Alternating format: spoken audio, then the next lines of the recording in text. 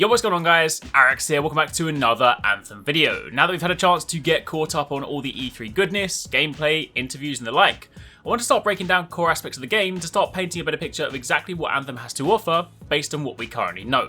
While the gameplay we have to work with might still be a little sparse, there's still a fair bit of information out there, so from now until launch I'm going to aim to cover as much of the game as possible to keep you guys up to date. And with that being said, today we're going to kick things off by talking about the Javelins, the different types, how you'll encounter and unlock them, customization and personalization options, all that good stuff. So, if you do enjoy this video and you do find it helpful, then a like would be super appreciated, and be sure to comment down below and let me know if you have any questions. Now, to begin with, at launch there are going to be 4 different Javelins: the Ranger, Colossus, Storm and Interceptor. We'll speak about their individual traits in more detail a little bit later in this video, at least what we know so far, but more broadly speaking, each Javelin plays in a different and unique way, and more importantly, you're not bound to just one type. You don't begin the game by selecting a Javelin that you intend to play the whole game with, which then requires you to make another character or save if you want to play as the other type. In Anthem, while you will start in one particular Javelin, ultimately you'll be able to unlock and upgrade them all, and then swap to the one you want before you head out on your mission or your adventure. This then frees you up to play the game however you want, based on your encounter or perhaps your team composition if you're playing in a group. But how does that work from a progression standpoint? Well, thankfully we have some answers to that. Following the E3 presentation, Mark Dara, the executive producer on Anthem, took to Twitter to answer as many questions as possible and try and shed some more light on some of the more granular aspects of the game. To begin with, while you do have the ability to play as any of the 4 Javelins, everyone will begin the game in the Ranger. It's the all-round, balanced type, and it will serve as your introduction to begin with. However, it seems you won't have to play too long before we get to work towards unlocking the other 3. When asked how long it will take to unlock all 4 Javelins and whether it will be around, say, a quarter of the game, Mark replied with less than that, implying that we're going to be exposed to them pretty early on in the story.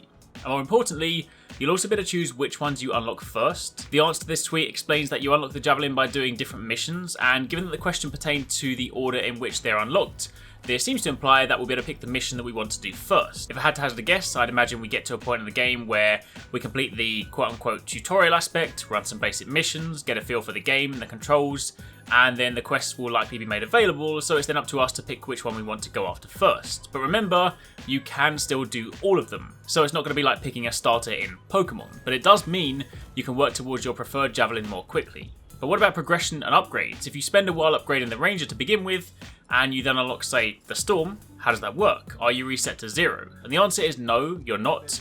It seems that it's your Freelancer, the character that pilots the Javelin, that actually levels up, and this carries over between different Javelins. So if your Freelancer gets to, say, I don't know, level 20, I don't know how leveling works, I don't know what the cap is, so I'm just making this up, but assuming we're level 20 and we swap from Ranger to Storm, that level remains the same, which means when we dive back into the field, the loot drops we get will still be relevant to our level, which is handy.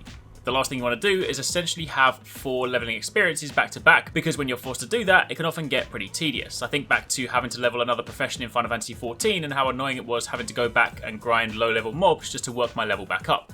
Now, quite how the leveling system actually works, that much we don't know yet. We know that the Freelancer levels up and has their own traits, but do keep in mind that on top of that, you can also customize and personalize your Javelin. In the context of Anthem, customization refers to your equipment, guns, abilities, that sort of thing. Meanwhile, personalization refers to cosmetics. Again, we're pretty light on info for both of those, but we do know that you have your choice of weapons, and I believe gadgets too. Meanwhile, your core super, or the special ability, is fixed per Javelin type. And on the personalization front, we've seen a few paint jobs, but in the interview I did with Jonathan Warner at E3, he did confirm that personalization extends to more than just paint jobs. You better get different parts for your suits too, helmets, arms, that sort of thing, so you will be able to make your Javelin more personal to you.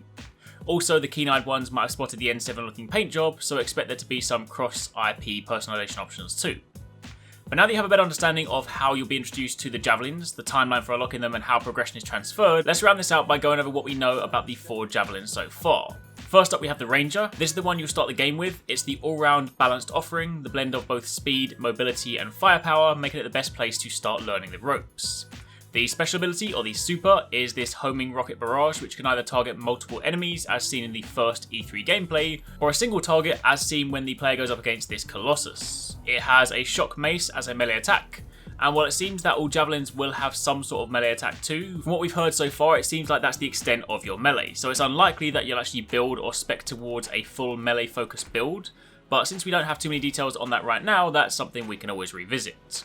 You also have a grenade as one of your abilities, and this is one of the first things that falls under your customizable loadout options. In the demo and the gameplay we can see 2 different grenade types, one explosive and one frost type. Some of these do seem to span multiple javelins, so it might well be that there are some common loadout options across classes, but either way, that'll be one of your abilities. It also doesn't work around an ammo counter, but instead an overall ability recharge. And your other ability was essentially a shoulder-mounted cannon, similar to the super in behaviour, but naturally a little bit less flashy. At this stage, until we can see the customization options in-game, we don't really know how many options there are to choose from, so outside of that, the Javelin also has the ability to perform mid-air evades, like barrel rolls, so this is again going to be handy when learning the ropes.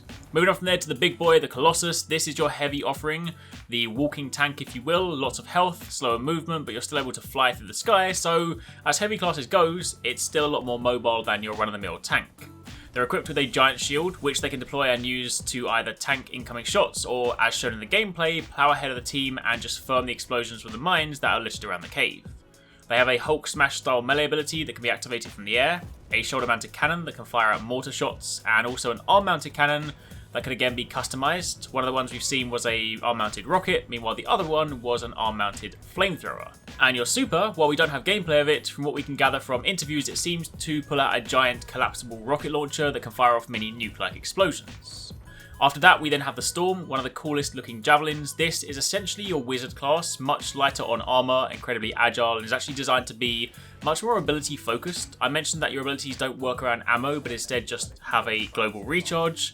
Well, for the Storm, it seems that your recharges are a lot quicker, so it's designed as a much more ability-focused class. It's also the only suit we've seen so far that can remain in the air without overheating. The other Javelin have a heat meter that builds up the longer you fly. You can fly through water to cool it down, or land on the ground to cool down naturally, but the Storm is able to levitate. It also has a really cool blink teleportation, making it a great evasive offering. However, information on the abilities is in truth a little bit light. Besides seeing the Storm throw out a fireball in the trailer, we don't really have much more to go on, so it's definitely something I'm keen to find out more about. And sadly, the Interceptor, the one that I really want to know more about, this one we have basically nothing to go on. They're saving this until later to talk about it, so I imagine we'll hear more about this later in the year, but from the design it looks to be incredibly agile, and is also rumoured to be the long-range sniper type. That's definitely an archetype missing from this little synergy, since we have the all-rounder, the mage, the tank, but nothing for long distance, so that could be a cool option. Maybe you attack at range and use your speed and agility to get in close. But for the time being, that, my friends, is pretty much it. That's what we have to go on for now. That's a look at the Javelin, and of course, as we begin to learn more, you can expect more videos. But in the meantime, if there's anything else you're keen to learn about, let me know, and I can look at covering that in upcoming videos. Thanks very much for watching, take it easy, catch you next time, peace out.